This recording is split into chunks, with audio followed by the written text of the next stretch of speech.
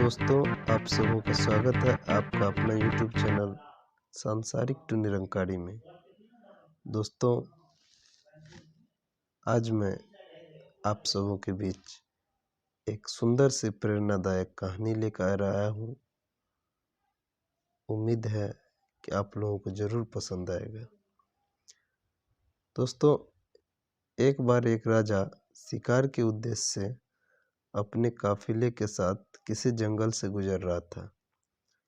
दूर दूर तक शिकार नजर नहीं आ रहा था। वे धीरे धीरे घनघोर जंगल में प्रवेश करते गए। अभी कुछ ही दूर गए थे कि उन्हें कुछ डाकुओं के छिपने की जगह दिखाई दी। जैसे ही वे उसके पास पहुंचे कि पास के पेड़ पर बैठा तोता बोल पड़ा, पकड़ो पकड़ो, एक राजा आ रहा है।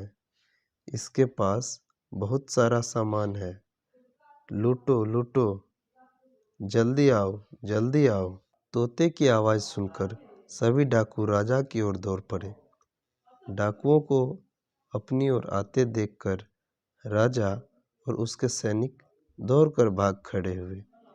भागते भागते कोसों दूर निकल गए। सामने एक बड़ा सा पेड़ दिखाई दिया। कुछ देर सुस्ताने के बाद उस पेड़ के पास चले गए।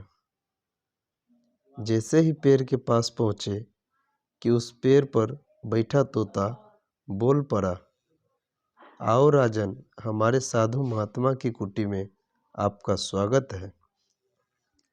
अंदर आइए, पानी पीजिए और विश्राम कर लीजिए।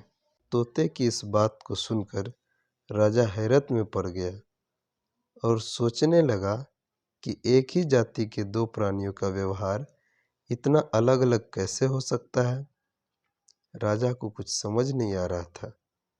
वह तोते की बात मानकर अंदर साधु की कुटिया की ओर चला गया। साधु महात्मा को प्रणाम कर उनके समीप बैठ गया और अपनी सारी कहानियां सुनाई और फिर धीरे से पूछा, ऋषिवर, इन दोनों तोतों के व्यवहार में आखिर इतना अंतर क्यों है?